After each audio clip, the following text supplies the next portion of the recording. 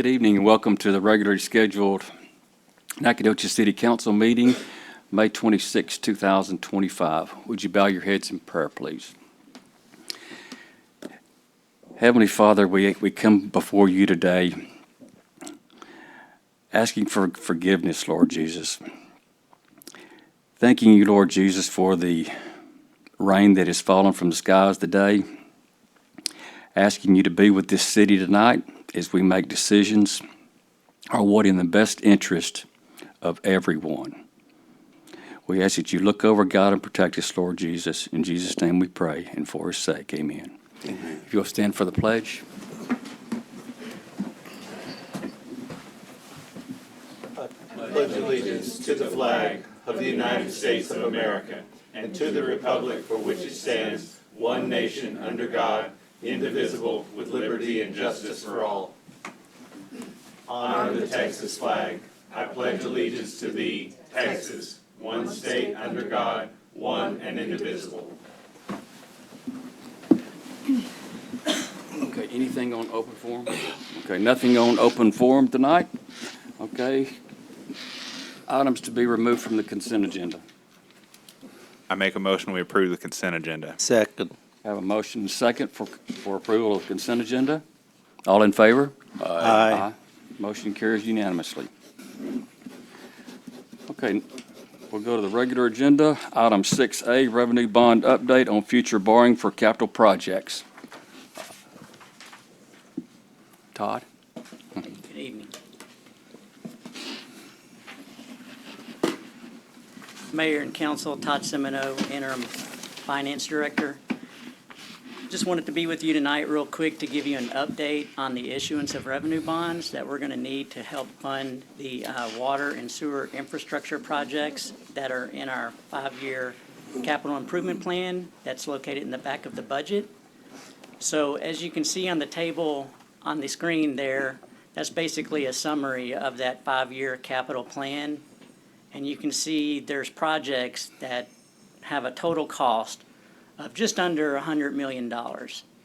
And so the way we plan on funding those projects, we want to use probably about $35 million of cash reserves and future cash flows.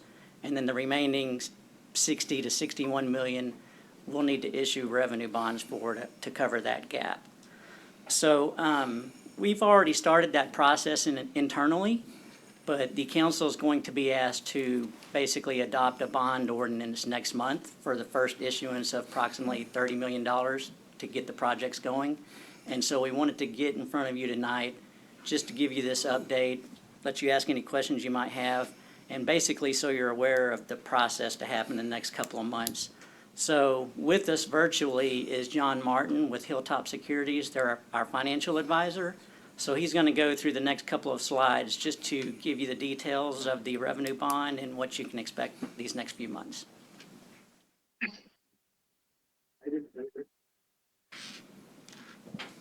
Thanks, Todd. Can everybody hear me okay? Yes. Perfect. So what Todd asked us to do is to provide a little bit of an overview of utility system revenue bonds. They're a little different than what we issued last year, where the city asked the voters for authorization and to issue general obligation bonds. So those general obligation bonds, that particular series, were payable from your INS tax rate, so from ad valorem taxes. Revenue bonds are a little bit different. They are based on a user pay theory. So those that use the most water have a higher bill and put more stress on the system, pay the most amount of debt. So it's kind of considered a fair and equitable way to fund infrastructure, particularly with its enterprise fund type projects. So in this case, we're looking at a variety of utility system improvements. And so with the issuance of revenue bonds, these are authorized by the Texas Government Code. It's not requiring an election. They're just, they could be used to provide capital improvements and repairs for that enterprise system. Now, in our case, we're utility revenue bonds. Many cities that have airports and so forth, they have airport revenue bonds. Or, you can have drainage revenue bonds that are secured by drainage fees. We see that as well.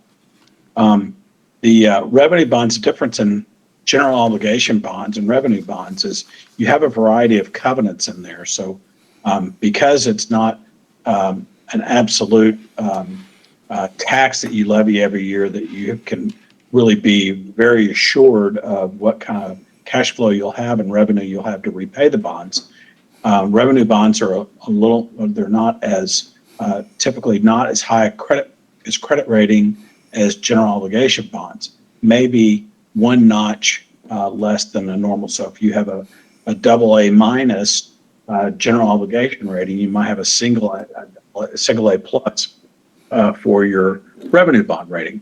But these covenants that are included, as we're showing there on the 5 bullet points there, you'll have an additional bond test that basically assures the bondholder that if you intend to issue any revenue bonds in the future, you have to meet these tests. You have to show that you're not in default, that you can meet, you have sufficient revenues on hand, or you will implement water rate increases to provide revenues on hand to be able to cover those bonds.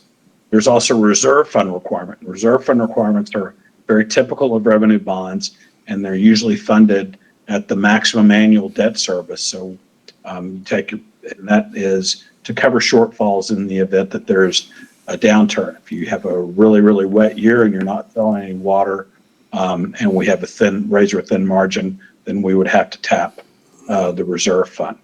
The flow of funds covenants that set forth how your revenues come out of the enterprise fund and then go over to the paying agent and then to the bondholder to make these payments. And then if you need to make up any reserve draws and that sort of thing, it is set out in that way too. Rate covenants are key, and that is what kind of margin that you have to have. For example, what we'll probably have in this issue is a 1.2 times coverage test. So, for example, that means that if your debt service is $1 million, you need to have $1.2 million in net revenues available for debt service. So you would need to have a margin of $200,000 there, or that 1.2 times.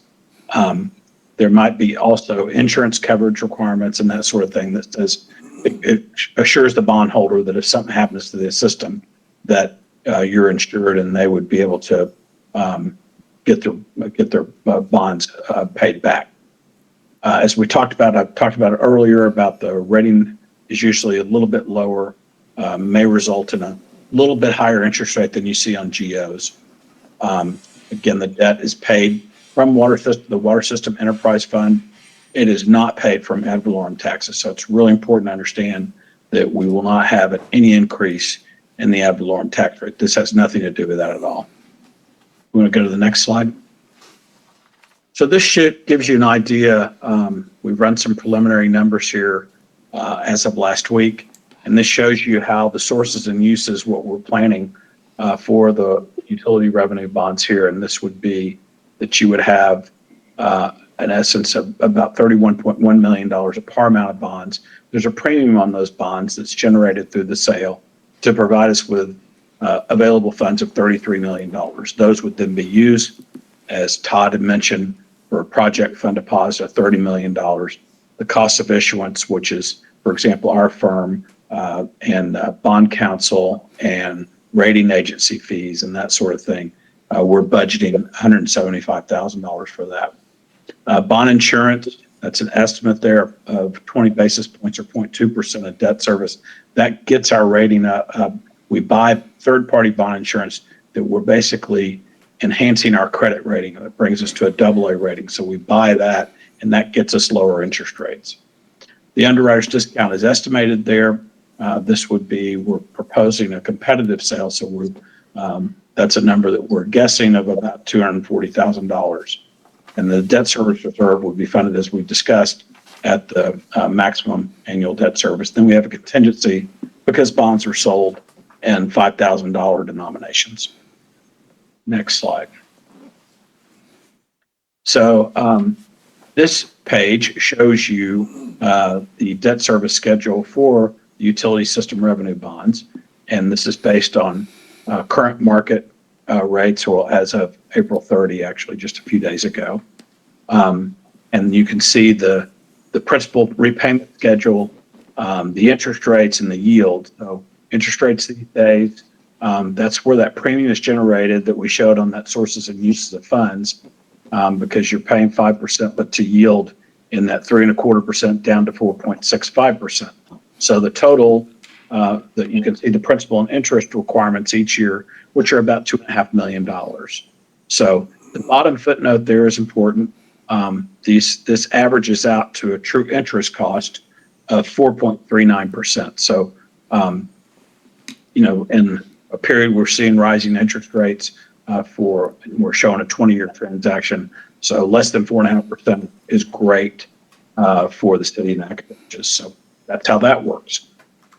The last page here shows you the schedule of events that we're proposing.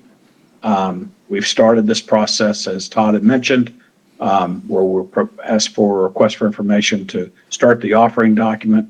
That will be returned here next week, and then we'll send out the initial offering document, notice of sale, and preliminary official statement, and then request from S&P their rating, and we'll also solicit bond insurance premiums for bond insurance companies to give us a premium quote.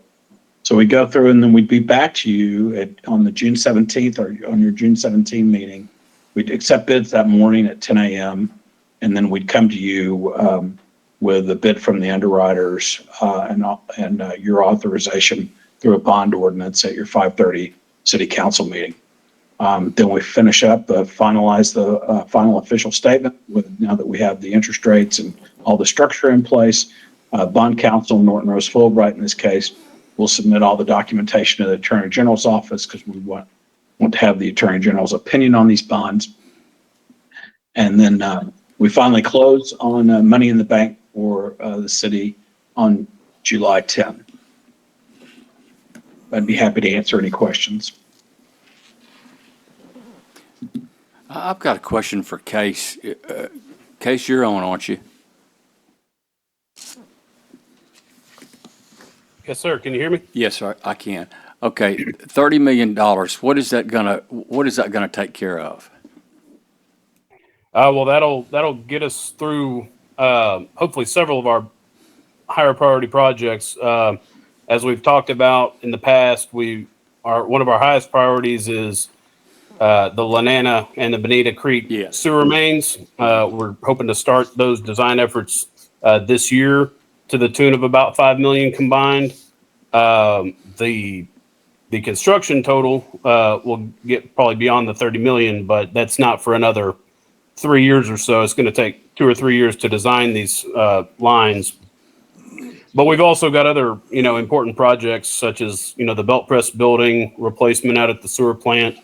We've got aeration upgrades we need to do at the sewer plant. SCADA upgrades on the water and the sewer facility side. So you can look at that CIP list, and all those projects are on there, and cumulatively,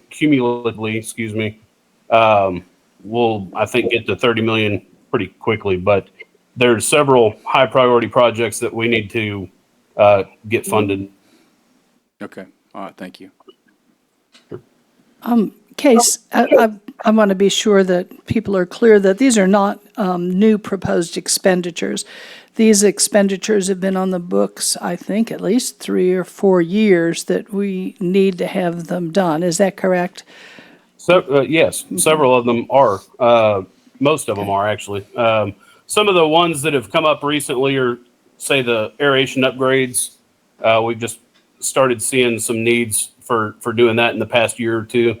And SCADA upgrades, those have been on there for a couple of years, but that's sort of a newer project that we've got. But some of them have been on there for a little while, such as the Lanana and Bonita Creek sewer lines. Yes. And I may ask the next question to Mike since he stood up earlier. So Mike, are these on the website somewhere so that people can see them? Yes, we do have not only the CIP portion of the budget and the program listing of projects on our website, nactx.us/CIP. We're building some of the narratives that you don't see. Right now, the budget just shows the line items of the project names and then the amounts listed. And again, like Kay said, the funding that would be requested through these bonds would fund the projects primarily within this CIP. There could be additional projects that we identify for the next CIP program year, and beyond, 5 years beyond that. But certainly the priority ones that Case had mentioned, the sewer mains, the SCADA system improvements. He didn't mention wastewater treatment plant Right, expansion right. planning. All those things are within our existing CIP, and folks can look at that on our website at that nactx.us/CIP address. Thank you, that's very helpful. And also, could you speak to the problems we've had with both Lanana and Bonita Creek? And really, this is not anything we can waste time on. No, so- absolutely not. And I use the word waste intentionally. Yes, I will not Beat you lean to on, it, Rick. Council, I will not lean on my months of experience. I'll defer to Case to kind of talk about some of the real examples of any additional deferment if we don't address these sewer mains now. Case, if you want to talk about some of the specifics. Sure. As most of y'all are aware, in the past few years, we've had several main failures on specifically Lanana Creek main. Sorry, can you hear me? Yes. We can hear you. Okay, I'm sorry. Thought I was talking over somebody. The Lanana Creek main, specifically in the past couple of years, have had a few instances where the bank of the creek has eroded far enough over that it's actually caused undermining of the existing pipes. And so some of the segments have actually fallen off in the creek, and we've had to remediate those issues, make those repairs, and go through reporting and things like that with the state. And so we've seen a number of these issues so far in the past few years where the line where it sits is getting encroached upon by these creeks. And so it's becoming more and more necessary to relocate these lines away from our creek banks so that we don't have these issues anymore. And are we going to have to purchase property and to do that? Oh, Brad's already looking at that question. Well, Didn't Yes, mean to- acquisition is part of Right. what we're planning to have to do. We're already kind of looking at what that might mean. We have a preliminary engineering study that's already been done on these two lines, and it's identified areas that we would potentially need some easements if that's where the lines go. So yes. I have a couple more questions, but I don't want to hoard all the, keep going, all the question asking. Okay. One is, are any of the current bills in the legislative session possibly impacting this, or don't know? Or should I wait till the end to? That's something, maybe Hilco might cover some of that. I know some Okay. of the financial impact bills are, Todd's smiling. could have an and- effect on our enterprise funds as well Okay. as tax rate Well, and and other John- funding capacities, but we've discussed some of that. I know Hilco may cover that in another item, but Okay. John may be able with Hilltop. Don't confuse your Hilltop with your Hilco. And I won't say about up that creek without a paddle if we don't do this. I'm But glad you didn't say that. I did. But John, did you want to comment on this with some of I know that some of the formulas and looking at general revenue and enterprise funds, that this is all starting to get, well, I went, again, 1 degree at Cougar High, so I don't want to go too far with math, so if you could intervene. Yeah, thanks, Rick. The whole, yeah, there's a bunch of nasty bills out there. And all we can work through right now is what we know, present law. I would say that the best news for us is that, just about every bill we're seeing is the effective date is September 1. So we've got our ducks in a row here, and we've got our plans in place, and I think and bonds are sold and money in the bank for that. I think that will help us tremendously if any of these bills do pass. Now, for the rest of ongoing CIP for Nacogdoches, hopefully that we won't be impacted too badly. It just seems like that there is certainly a desire to control local governments from Austin for some reason, and we're seeing a lot of that, and hopefully cooler heads will prevail. And if we have to go through some of this, hopefully it's only for a couple of years before they realize that they've hogtied the Texas miracle. So Hillcoke and those Hilltop, thank you, a lot more professionally about this stuff than we do. Okay. So I know we just had our water rate study, and is this included in the water rate, or, Todd, thank you.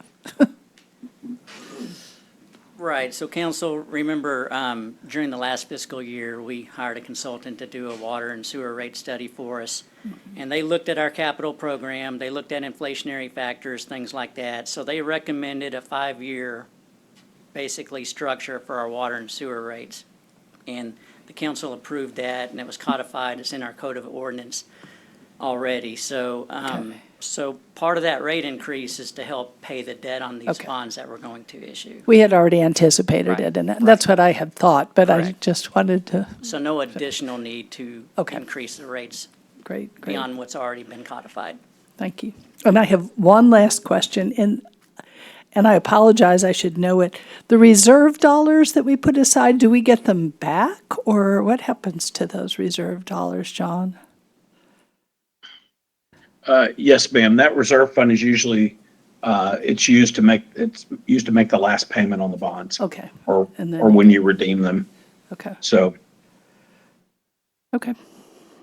And when we get to the Hillco presentation, I believe there's one or two of those bills that will get into the revenue stream issues if they were to be, I'm talking about after September 1st, where you're talking about, I believe one of them has there's a 20% formula in there, and then there's an additional potential vote in there. So what would happen if at any point any of these bills affect us? Obviously, moving forward, we would work within that framework from the legislature, since that's the enabling legislation, which would likely mean probably either a slower move on some of the things that have been deferred and having to cash flow it. Now, the other side of that would be your rates. So kind of to answer the larger question, you may have a lot of other cities, if you can't bond for it, then your other alternative would be to fix things sooner, would be higher rates, which no one wants. So I think when we get to their part of the presentation, those are some of the key questions, because we should communicate everything to our representatives, at least, so they understand our position as well and how that might affect our CIP. So I just want to summarize this, because I know I've had people asking, but first of all, these are things we desperately need to do. We have known we needed to do them for a long time. This is the cheaper way to do it now. And also, I know there's a possibility of being penalized for some of these problems we've had, and we don't want to be penalized for. Correct. Let's say we had a TCEQ scenario and cannot address all of our sewer needs. That's right. Our only remedy would be later, let's just say that the bond alternative wasn't there, would be higher rates and maybe even moving general revenue on the interim to it to cover major repairs rather than what should be preventive maintenance or replacement. And not to mention the ecological problems and we're fines, causing. fines plus fines. Yeah. Fines and ecological problems. And then it isn't we've already anticipated it in the water rate study, so thank you. Get that all? And it's published on the website. Well, I don't know how you could ask any more questions. Yeah, the question I was gonna ask was, do we have will we have the funds to cover the debt service? And we had already planned for that. I know the Capital Needs Advisory Committee went through that process, and we went through the utility rate study, and we approved the start of those rates back in the fall. And so this is just the next step in the plan that we already had. But Mayor, if you'd like me to, I think I could come up with a few more. That's all right. Okay. You do whatever you want to do. No, I'm done. Just have one question. Addressing today, we have these big storms. Almost every time we have these big storms, there's a sewage spill because we can't handle the amount of water. Does this bond issue or does this revenue, does it address that problem that we have? This question's for everybody. Well, so we're talking about that this afternoon. Every time we have these large bursts, we know there's infiltration of water into our sewer mains in certain areas where the pipes are just in poor condition. So yes, it does happen. And then that can have impacts on our wastewater treatment plant where it gets overloaded, and we are in constant communication with TCEQ. I think in some cases we're on a first-name basis when these events occur. But to answer your question, yes, absolutely. Some of our largest problems that require the most resources are the ones we want to tackle up front, because it'll solve 90% of those issues. So that's on the priority list. That is the priority, especially for this particular issue of revenue bonds. And if it may not cover the entirety of, say, the sewer main construction, a second issuance would, but all of it is part of that rate analysis that we had done last year and subsequent analyses we do every time we look at these CIP projects and present those to the council. Thank you. Yes, sir. You're not going to need a vote from us until June 17th, right? Or anything? No, and I'm not jumping in for John or Okay. Rick here, but I did, this was important to us to make sure we presented this to you as a council to show the timeline so that we didn't throw it all at you at once Right. to make a decision. So we will come back at a later meeting, present to you the actual process for issuing the bonds, and then identify, again, we'll have a presentation. We're identifying some of those main projects that would be funded. Really appreciate it. Okay. Anybody got any other questions? Okay. We'll move on to item 6B. It's a public hearing. Discuss and consider action regarding specific use permit case SUP 2025-01 for an accessory apartment in a R1 single-family district on one parcel of land, 1 acre plus or minus inside, more particularly described by the Nacogdoches Central Appraisal District parcel 26489 and located at 521 Parker Road, Nacogdoches, Texas. Juan. Good afternoon, Mayor, City Council. Juan Paulette, Interim City Planner. So this property is located on the north side of East Parker Street and is approximately 1 acre. It is developed with a single-family residence with a detached guest house. The guest house was damaged by a storm, and the applicant is proposing to repair the guest house and convert the accessory apartment, convert into an accessory apartment for their parents. The guest house is allowed as an accessory use by right. The difference between the two uses is that an accessory apartment has a stove for food preparation, which requires a specific use permit. The existing guest house is 679 square feet of living space. The applicant originally planned to construct an attached screen porch, but has since removed the porch from the plans. The elevations on the left of the slide show the original screen porch and now has been removed. The modified floor plan on the right shows the layout without the porch. The subject property is zoned R1 single family and is surrounded by R1 single family residences. The future land use plan designates the subject property as single family residential, and the existing R1 zoning is consistent with that designation. The comprehensive plan encourages well-planned mixed uses which are compatible with establishing neighborhoods. The proposal achieves this goal by allowing an extended family living arrangement while maintaining the integrity of the surrounding single-family neighborhood. These are pictures of the subject property. The photo on the right shows the existing accessory apartment or structure. And here's just some views along East Parker Road.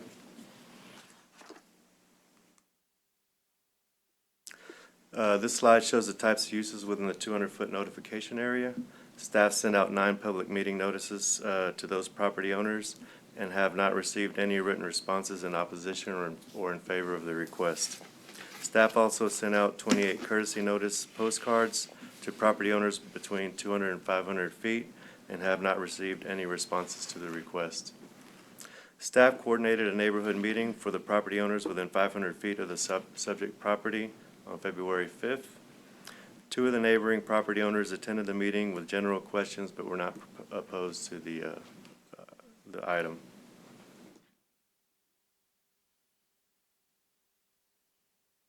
Staff believes that this request meets the conditions for approval as outlined in the staff report. The Planning and Zoning Commission recommended approval on April 14th, and I'll be happy to answer any questions after the public hearing. Okay, we'll open the public hearing now.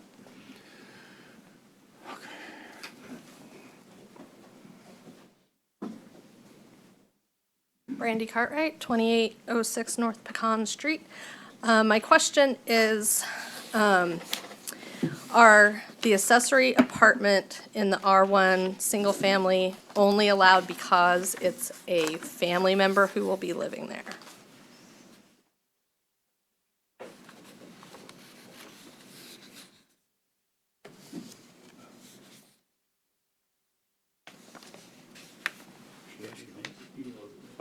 Okay, we'll close the public hearing now. Juan, come on up here. No, go back, Juan. Oh, come on, Juan. So that is correct. The accessory apartments are only for immediate family members or caretakers of the property. Okay, any other questions from the audience? Oh, I've already closed it, never mind. Okay, discussion amongst the council, please. I'm not against it, but does it set a precedent? I mean, what happens when the family goes away? If they move or? The structure can only be used for immediate family members in R1, so technically it can't be used for Airbnb or anything like that. So it's just for immediate family members in that zoning district. So if they sold the property the day after they approved this, would that go to the next family that comes along? Yes. So it goes in for 2, okay. Yes. Okay, any other questions? I'll make the motion to approve the specific use permit outlined in item 6B. We have a motion and a second. All in favor? Aye. Motion carries unanimously. Next item is a public hearing. Discuss and consider action on zoning case zone 2025-03 regarding a zone change from A agricultural to B2 general business district for 2 parcels of land approximately 2.27 acres plus or minus in size, more particularly described by Nacogdoches Central Appraisal District parcels 81424 and located at 7013 North Street. Juan? Thank you, Mayor. Juan Paulette, interim city planner. So these properties are located on the northwest corner of North Street and Ernest McLean intersection. The 2 tracts total approximately 2.27 acres and were previously developed with a motel. The structure was demolished sometime after 2022 and is now vacant. The applicant intends to sell the properties for future development consistent with the proposed B2 zoning. The subject properties are located along the city's major commercial corridor, where nearby properties already support business and retail uses. Adjacent properties to the south are Zone B2 and developed with commercial uses. Adjacent properties to the east that front North Street are also zoned agricultural but are developed with commercial uses, indicating a transition towards business activity despite the current zoning. Given the property's location along a major roadway and its proximity to the city's industrial area, the proposed zone change is consistent with the development pattern in this area.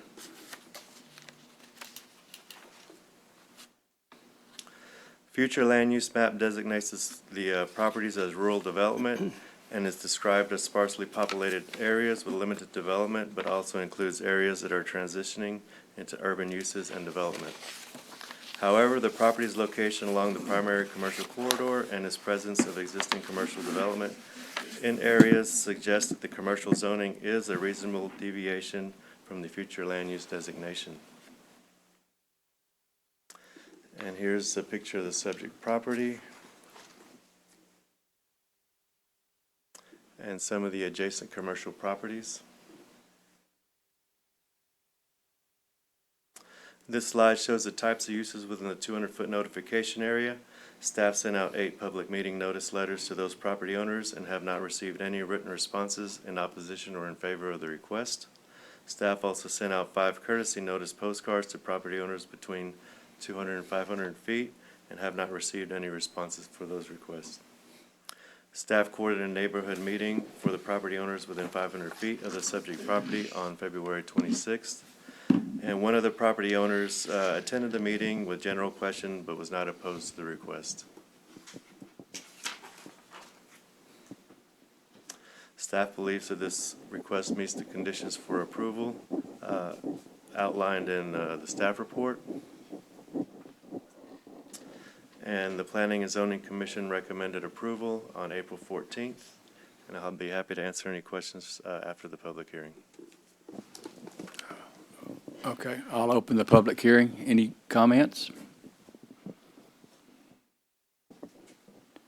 There being none, I'll close the public hearing. I have one question, Juan. Is that, when you go out North Street, is that old hotel that was on the left? Correct, Okay. yes. Okay, I know what's that. Okay. That's my only question. Any other questions? Go ahead. Oh, make the motion. Okay, I will make the motion that we approve the zone change from A, agriculture, to B2, general business district for the item outlined in 6C. Second. Motion and a second. All in favor? Aye. Aye. Motion carries unanimously. Okay, item 6D, it's also a public hearing. Consider amending the Code of Ordinances of the City of Nacogdoches, Texas, including Chapter 118 zoning, including Article 1, Section 118-1 definitions, adding definitions for beauty salon and tattoo studio, and amending the definition of piercing studio. Article 3, Section 118-273, land use schedule, updating the classification of beauty salon, body piercing studio, and tattoo studio to align with the correct definitions. Mike. Good evening, Mayor and Council. Mike New, Executive Director of Development and Infrastructure. This item is another culmination of discussions that we are having among our subcommittee group, zoning subcommittee, that consists of members of council, members of Planning and Zoning Commission, and our Zoning Board of Adjustment. Just walking through a quick history of topics like this one that have been discussed and previous actions taken. Some of this kind of came from, and changes to the zoning ordinance in general have come out of discussions from a previous workshop back in August, Council and P&Z. Many things were discussed. What we're bringing to you today is sort of a narrow definition change based on just some activity we're seeing within our planning office, and I'll touch on that in a minute. In November, Council kind of took the first step beyond that workshop to take actions to update the appeal procedure, establish regulations around smoke shops and vape shops, and then sign changes, and then in November established a subcommittee. We've had subsequent subcommittee meetings and discussions. In March, we made another change and council amended other definitions within the zoning ordinance, particularly, this wasn't too long ago, this was group homes, I believe. And what was the other one? Dwellings. We kind of grouped those together to make them easier to understand, to make them easier to communicate. And this action is certainly part of that. And then planning and zoning did hear this item and approved the changes as recommended. And just another quick overview, when these changes do come about, when they are approved by the council, we do post them on our website. The link is there on that particular slide, but you can find it within the planning and zoning subpages. We try to keep this up to date, and we'll probably keep this table, we'll allow it to grow as we make these changes so that not only staff, but our community can follow these amendments as they come. So what are we doing? We are providing some new definitions, but also modified definitions for beauty salon, body piercing studio, and tattoo studio. One of the things we've seen just in the few months that I've been here is maybe some gray area in how we assign land use to a beauty salon or a barber shop, and then how we assign land use to a tattoo studio. When there's disagreements, there's certainly different processes for both of those. In many cases, barber shops and beauty salons are allowed by right in certain districts. Tattoo studios have to go through a specific use permit process. So there is a difference, a very distinct difference, and how we define those is important. What we noticed in our code and in this particular chapter was that we were defining tattoo studio by a place that gives tattoos. And without being more specific than that, it's hard to really communicate to someone who doesn't want to go through that specific use process that they fall in a particular category. So we wanted to be consistent. What we're also doing tonight is proposing a complementary change to our land use schedule to align with those proposed definition changes. Okay. One of the things we did was we looked at the State Health Services Department website, utilized their definitions based on those licensing requirements for tattoos and body piercing, and tried to create a clear distinction between what would quantify as a tattoo or body piercing service operator and what would quantify as maybe an esthetician or a barbershop or a beauty salon. So our definitions that are within these red lines align with what the state uses to establish licensing for those particular services. And I'm happy to answer any questions. What this doesn't do, it doesn't change any land uses for these. We're simply providing clear definitions to cover those bases and allow us to communicate to potential property owners. I'll open the public hearing. Any comment from the audience? There being none, I'll close the public hearing. Let me ask you one question, Mike. I know we've done several, we've cleaned up a lot. How much more do we have to go? A lot. A lot, okay. A lot. And, I kind of figured that. and we don't want to be presumptive. We're trying to be proactive. Yes. In areas that we know are of council concern and priority, but many things have come up just even in my time that we feel like we are, the planning office or even staff can't fully provide input and communication with folks when our definitions aren't clear. So it seems a little maybe ad hoc when we bring these to, but they are based on what we're seeing in the field. Yeah, and it's been a long time coming, right? Sure. Absolutely. Okay.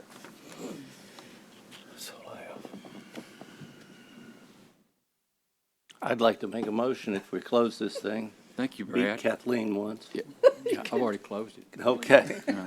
Well, I'd like to make a motion that we approve the Code of Ordinance of the City of Nacogdoches for including Chapter 118 zoning for beauty salon and tattoo and piercing studios, et cetera. Second. I have a motion and a second. All in favor? Aye. Aye. Motion carries unanimously. Next public hearing.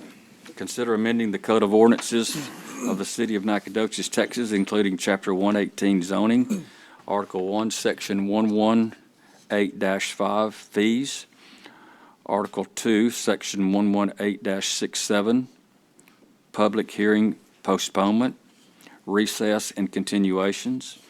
And Article 4, Section 118-325, urban core overlay district sidewalks, to clarify where the fee and fee amounts are specified in the Code of Ordinances. Mr. Baker. Mr. Mayor, members of the council, Jerry Baker, City Attorney. Thank you for allowing me to be here this evening to present this ordinance. As the council will recall, in the March 18th, 2025 meeting, the council adopted a master fee schedule. As I mentioned at that presentation, not only would we add that as an addendum to the ordinances themselves, but we also wanted to make that accessible to the public as much as possible. So I worked with Kevin Meyer with our Public Information Office, and he is able to incorporate that on our website, as you can see here. So just pull that up to show you how easy it is to access that. Just go to the how-to page and determine which fees I want to pay. Click on that, and then it's got a there that takes you right to the master fee schedule. The hyperlinks are incorporated into that, so all one has to do is click on the actual section they want to go to determine why am I paying this fee, and it'll take you right to the particular ordinance section. So again, we wanted to try to make that as accessible to the public as possible, to staff as possible. What we still needed to do is this next step is why we're here for tonight. And the item 6E and 6F are related. 6E is segregated out from the bulk of these changes that we'll see in 6F because as they are under Chapter 118, which is our zoning ordinance, and per the ordinance, those require a public hearing and have to be approved by planning and zoning. So that process was done, as Mike mentioned, in the previous meeting. One of the items was the planning and zoning considered this, and they approved and make recommendations to the council to approve these as well. If you have a copy of 6E in front of you, you'll see the changes that are recommended as part of this amendment in red. And as you can see, whenever there's a reference to a particular schedule or a fee, rather than state that in the ordinance itself, it just refers to the master fee schedule. And you'll see that in those three changes that are in this part of the ordinance. So that's all I have at this time. I'll answer any questions after public hearing on this matter. This time I'll open the public hearing. Any comments from the audience? There being none, I'll close the public hearing. Any discussion? One little question, just to clarify for everybody. So we can make changes in fees now without having to change our ordinances. Is that correct? So any updates to the actual fee amounts would be to the master fee schedule That's right. itself. Instead of going into the particular ordinance, like I said, what these changes to do is just going to make a reference to the master fee schedule. And then should we want to update the master fee schedule, whether it's taking a fee out altogether or amending a fee and adding a fee to it, or, changing the amount, then we will make that change to the master fee schedule itself. But there's no changes in fees right now. That's correct. No fees have been changed. These are the exact same fees that are in the current ordinances that are in the schedule itself right now. So just basically making it easier for the public. Correct. And the purpose of the change, the amendment right now is to make sure that should there be a change in the future, we don't want to have any discrepancies within the ordinance itself and what's shown in the schedule. So we want to make sure that there's, not a reference to another schedule or not even a fee amount that's stated in the ordinance that differs from what's in the schedule. Thank you for doing it. You're welcome. I make a motion that we approve the ordinance outlined in item 6E as presented. Second. We have a motion and a second. All in favor? Aye. Motion carries unanimously. I just wanted us to get to item F. Okay, this is not a public hearing. Item 6F, consider approval of an ordinance of the City of Nacogdoches, Texas, amending Chapter 6, Animals, Chapter 10, Aviation, Chapter 14, Buildings and Building Regulations, Chapter 18, Businesses, Chapter 22, Cemeteries, Chapter 26, Charitable Solicitations, Chapter 28, Taxi Cabs, Chapter 38, Fire Protection and Prevention, Chapter 62, Library, Chapter 72, Oil and Gas Wells, Chapter 74, Parks and Recreation, Chapter 78, Signs, Chapter 82, Solid Waste, Chapter 86, Streets, Sidewalks, and Other Public Places, Chapter 90, Subdivisions, Chapter 98, Telecommunications, Chapter 102, Traffic and Vehicles, Chapter 106, Utilities, Chapter 110, Vehicles for Hire, and Chapter 114, Waterways of the Code of Ordinances of the City of Nacogdoches to reference the master fee schedule and repeal all ordinances or parts of ordinance in conflict herewithin, providing a severability clause, providing a continuation clause, providing a repeal clause, and providing an effective date. Boom. Wait, could I hear that again? No. Sure. Thank you, Mr. Mayor. Good job. Jerry Baker, City Attorney. Again, as I mentioned before, this is related to the previous agenda item, and it covers everything else in our ordinances with the same types of additions. Unlike the previous copy of the ordinance, I did not print out this in its entirety, but I want to just give you an example. The reason I didn't do so, because as you can see at the bottom of the page, it's 92 pages long. But hopefully you'll see that this is same type of, it mirrors the same type of changes that were done with the previous amendment. So do I have any questions? Is Austin messing with any of this stuff? With our fees at this, Well, at this with point any right of these now? ordinances and things that we're passing here, are we going to be preempted by Austin? Not with respect to fees that I'm aware of. That could happen, but not They that I'm just aware seem of. to be taking more and more control over.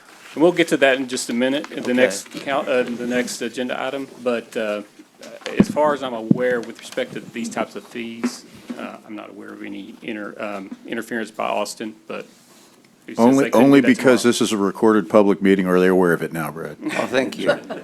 Well, sorry. Okay, I make the motion that we approve the ordinances of the city of Nacogdoches amending multiple chapters as outlined in item 6F. Second. Motion second, all in favor? Aye. Motion carries unanimously. Item 6G, hold a discussion and provide the Nacogdoches City Council members an update on the 2025 legislative priorities for the 89th legislative session. Should have a slideshow. It's not in there. And it's my understanding that they're not able to join the call right now. However, Larissa, I think, I don't know if you have the full summary. Apparently, I just got it too. Apparently, there's an additional summary that was emailed, so we can, I think between, is Larissa here? Oh, there she is. I think we can tag team as if needed on some of this, and then we can come back to y'all. But there's a plethora of, proposed bills. So you brought it up, not me. Mr. Mayor, members of the council, Jerry Baker, City Attorney. There was a request at the end of last week from Councilwoman Ballinger to address two particular bills that she was made aware of. House Bill 2797 and Senate Bill 1576, and they're really kind of sister bills. They're similar in language with very few differences. But really with the central scope of the two bills are that they would, if passed, amend the local government code to prohibit a home rule municipality, such as the city of Nacogdoches, from enforcing or adopting a zoning ordinance which limits the number of people who may occupy a dwelling unit based on age, family status, occupation, relationship status, or whether the documents are related to each other by a certain degree of affinity or consanguinity. There's a slight difference in the Senate bill in that it adds that these, while the House bill applies to all home ruled municipalities in the state, the Senate bill only applies to home rule municipalities in which a university campus is located. So Nacogdoches is covered in either case. The Senate bill was approved by the Senate and sent to the House. It has been approved by I forget which committee it is off the top of my head, but is now in the Calendars Committee. The House bill was also approved in committee and sent out of committee and is also in the Calendars Committee. And once in the Calendars Committee, if approved, to go out on the floor for a final vote. So that's kind of where both of those bills are at this point, as far as the status is concerned. As you will recall, part of your legislative priorities, which were approved back in December of this year, was to either ask our representatives to promote any ordinances that would ensure home rule and that we could, protect the ability of cities to continue to take care of items such as this, including our zoning and things of that nature, and also to, oppose any bills that would challenge those things. And so this bill kind of goes at the heart of, our priorities and what the council had intended to address in those priorities. In any case, that's kind of the nature of what the legislature is right now. As has been mentioned many times by John initially in his presentation, by Rick, and as Brad has mentioned also, the legislature is intent on, for whatever reason, challenging home rule by our state municipalities. For whatever reason, and it could be a variety of reasons, and it's primarily, in my opinion, probably directed at the bigger cities like Houston, Dallas, Austin in particular, but in any case, it affects, all cities throughout the state, particularly these bills in the question that were requested by Councilwoman Bellinger. And Jerry, one thing I'd add is in the prior session, some of these volleys that didn't get all the way through committee, many of these have come back up. So there was pretty heavy developer lobby during that period of growth during COVID in Central Texas, as an example. And I think that they've just lobbied further. It's unfortunate because you also have now water issues so if you add more density in some places where you've also had water issues, then the ability to regulate some of that is an issue. In terms of the specific bill, in terms of the number of folks that are related at a given residence, that one is historically fairly hard to enforce.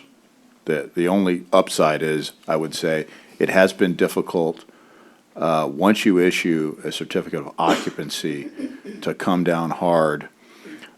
Sometimes you'll have more luck where there is an HOA. They may be able to do more number of vehicles, other uses that may be going on people doing other work at that house. But I believe the history on this bill goes specifically back to College Station. So several of the bills that have been filed specifically by, I believe, Senator Betancourt were due to some College Station related enforcement issues and that were brought to his attention. So best way I can kind of set that table. And Rick's correct on that. The city of College Station is what prompted these current bills that I just mentioned, these two bills. Apparently they were, and the city of College Station has a definition that defines family a bit different than we define family, in that they say that restricted to not more than 4 individuals who are unrelated, while in our definition of family, it's 2 individuals who are unrelated. In any case, what members of the staff or employees of College Station, and Mike could probably address this a lot better than I can, but apparently what was happening is they were going around asking for copies of rental agreements or lease agreements. And included in these bills is a restriction that prevents any kind of cities from doing that as part of that restriction on challenging occupancy on these bases.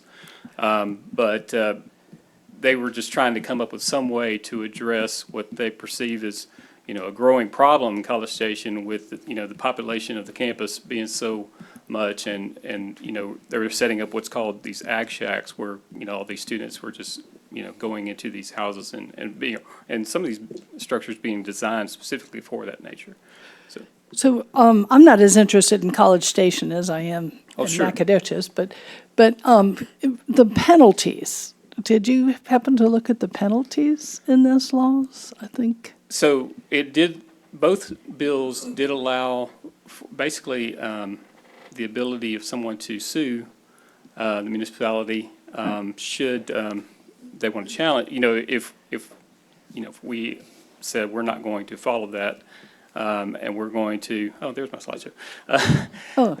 We're not going to abide by that, and we're going to just go forward with challenging these occupancy limits based on this, our definition of family.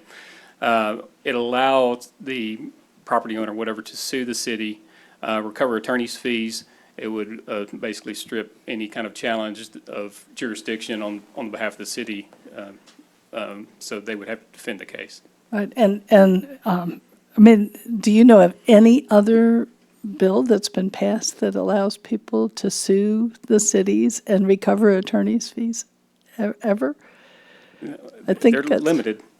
I think that's Usually that's, there are exceptions under the Texas Tort Claims Act, for example, allow Yeah, right, cities to be right. sued, but, it's very limited. but not for anything like this. Not that I'm aware of. So what have we done to express our huge concern over this, since it's both come out of both committees, and what should we be doing? And as a council, what should we be doing to, So, we, my question. we have Hilco, who is assisting the city, and lobbying, our representatives and other lawmakers. So what there. has Hilco done about these bills? I know they have reached out to our representatives to address our concerns about these. I can tell you that for sure. But other than that, I don't know.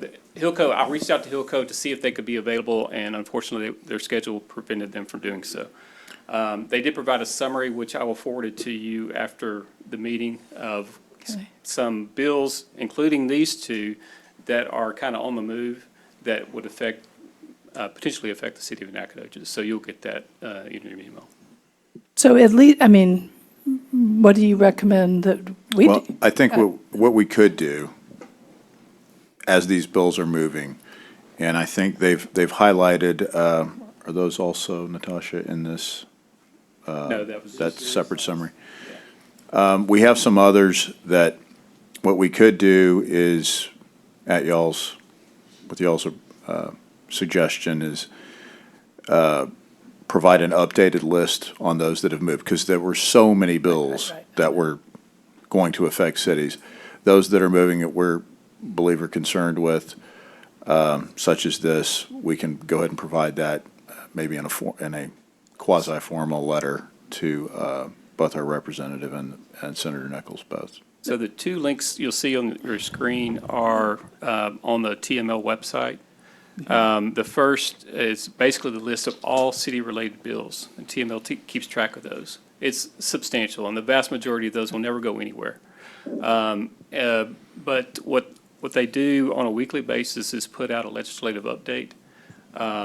And you can just go to their website, it's right there, accessible, and it'll tell you which bills are on the move, how they come in and out of committee, whether they're ready for a vote on the floor, whether they've been signed into law. So they'll let you know where the status of those bills, and kind of give you a summary of the particular bill, who sponsored it, and where, any amendments that have been made to it, and what the status of those bills are.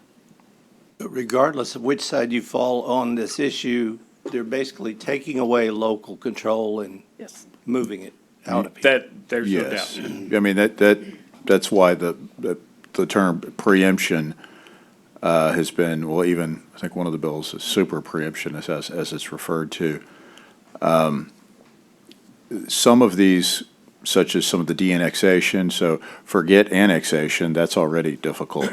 Some of the de-annexation bills, if you don't have water or sewer service, so then you're talking about contracting potentially some of your tax base as well.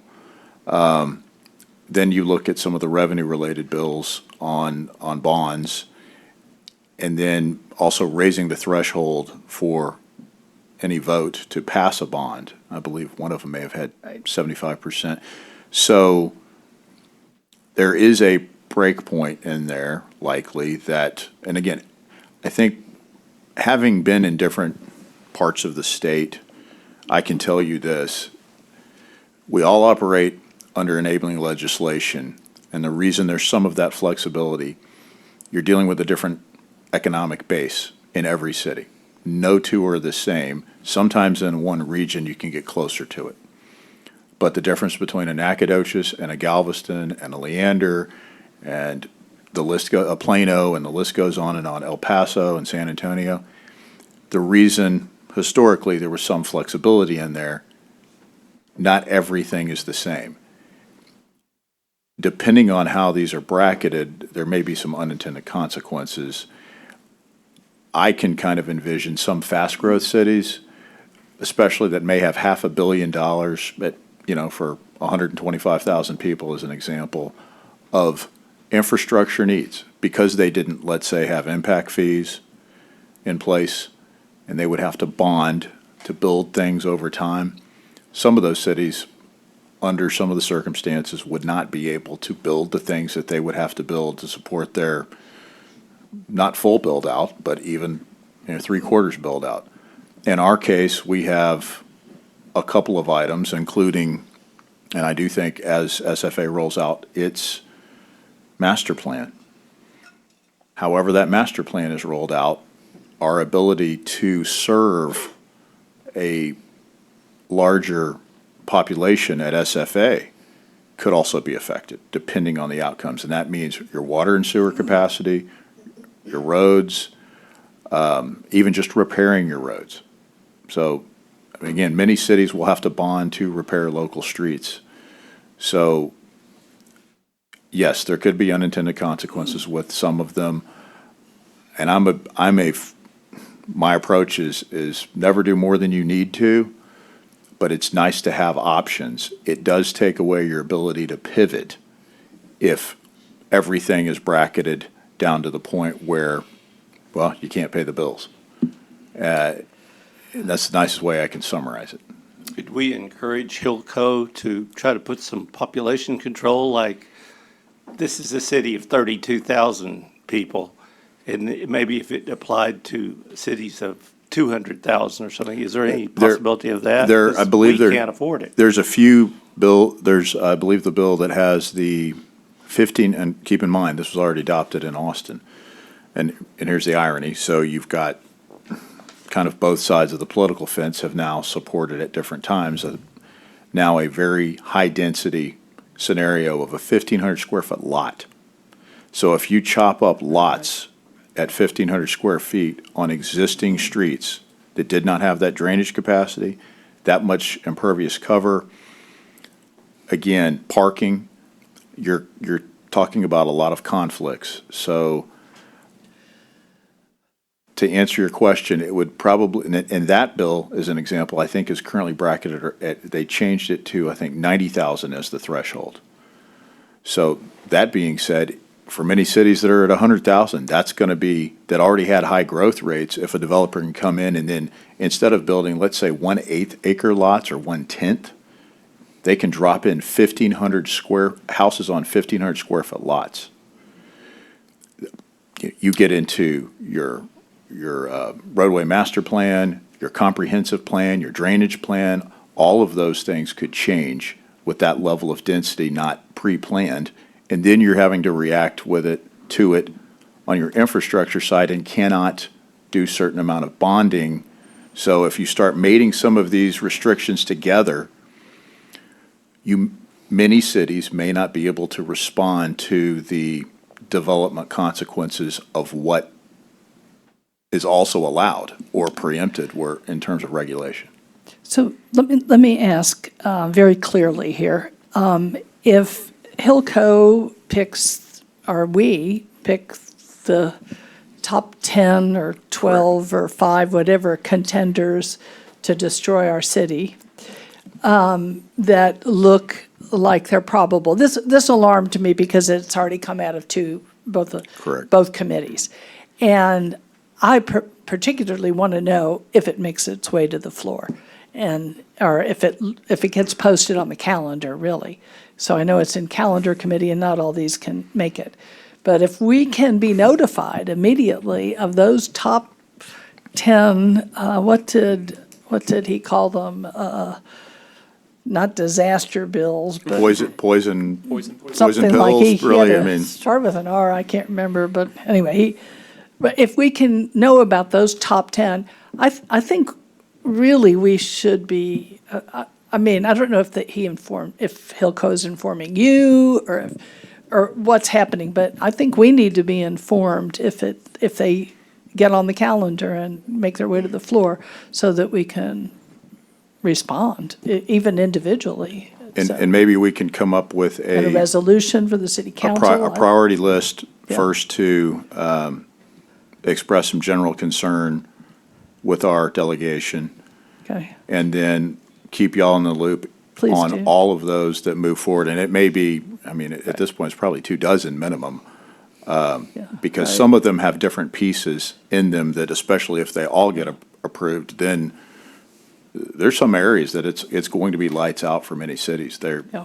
won't know how to. It's going to bankrupt the small towns. well, this one will destroy,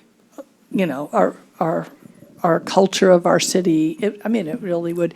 And the idea that they would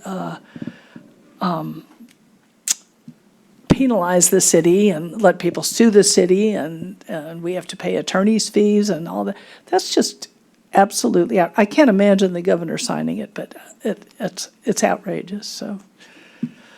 Nasty bills, whatever he called them, but anyway, if you could keep us informed, particularly if they make it, out of the calendar committee. And maybe if at minimum, we could also express the context that, our city size, we don't have the 2 pennies, we have 1, and that's another thing. Again, every city's economy is built differently, and some have no other gap to fall back into. And also the proposed growth with the university and some of the other contextual issues, kind of our agricultural base as well, and that, yes, even under the current paradigm of enabling legislation, let's face it, we don't have leftover money at the end of the year, and I think we might even be able to send we can probably send kind of a historical on maybe that cuts 2 ways, but we don't have tens of millions left over in general fund, I'll put it that way, historically. It's a prime example of the more we give up local control, it's just crazy to me. The more control they have further away from us, the more disaster for local people. And Something has to be done. And I know it's easier for for both of our senator and our representative if we have a clean, this is a disaster because on just right out in front of them, because they're hit with everything. So there's somebody. So do you want to do a resolution? I don't know if we can do a resolution tonight because it's not on the agenda. We can go ahead and develop a letter, and we can also even come back as these narrow down the funnel and do a resolution on the ones that, if they have not gotten any further, we can act. But, and the other thing is the larger context. When you do have economic downturns, everyone is having a sales tax pullback at the moment. So if everything intersects at the wrong time, God forbid you have something like a hurricane hit, this is not going to likely be a big storm season or a great storm season. Again, having more than one option as a fallback or the ability to pivot, if nothing else.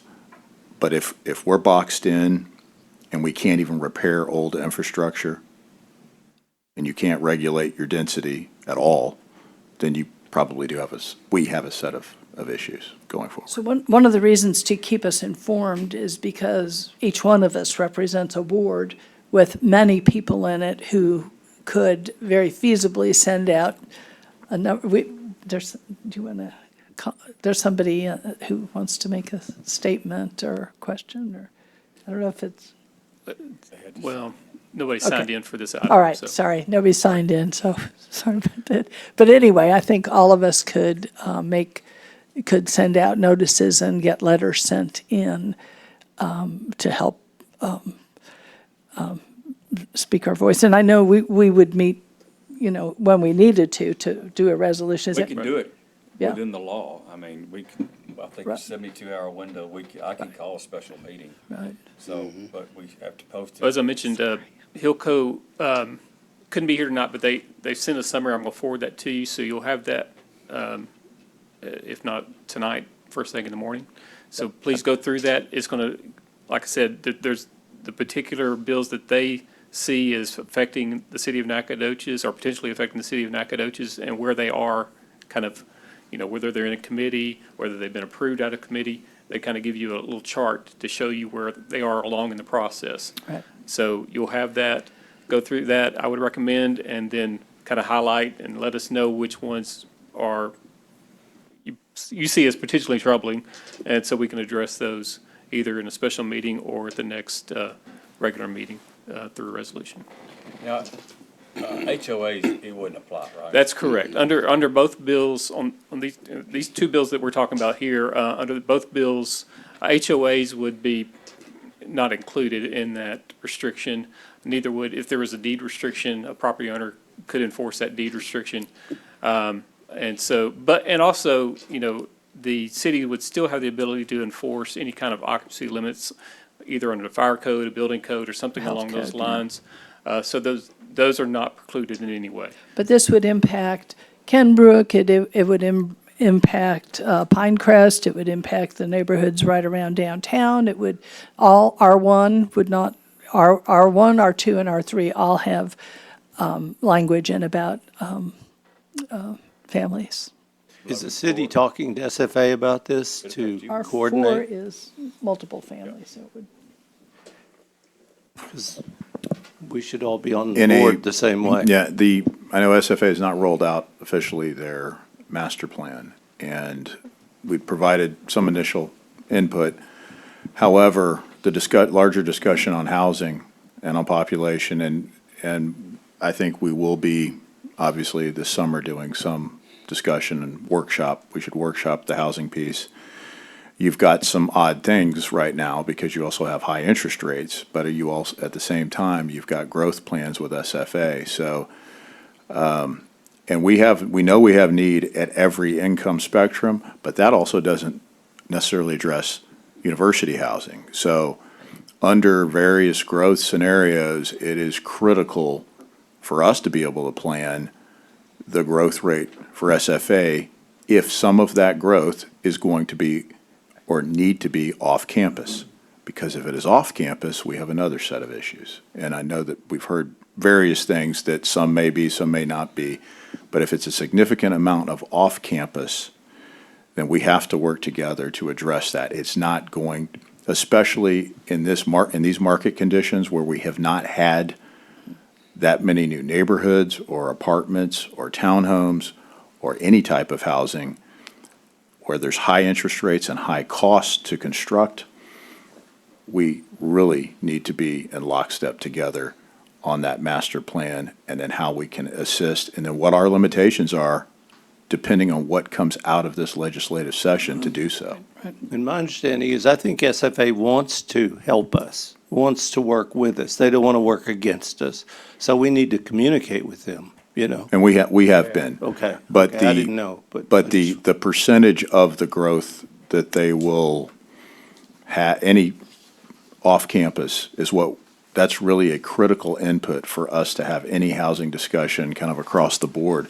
Because with each student or X number of students, you're also going to have instructors, support staff, and then at all income spectrums too. So that's a critical input for us moving forward, and what that's going to do on traffic and drainage and sewer capacity, among other things. Thank you. Thank you for, I wanted to thank you and you also, Rhonda, for doing this at the last minute. And I know you had to come in to amend. I really appreciate you coming in to amend our agenda. Thank you. Any other questions? Okay, that concludes tonight's meeting. Thank y'all for coming. God bless this great city of Nacogdoches, Texas.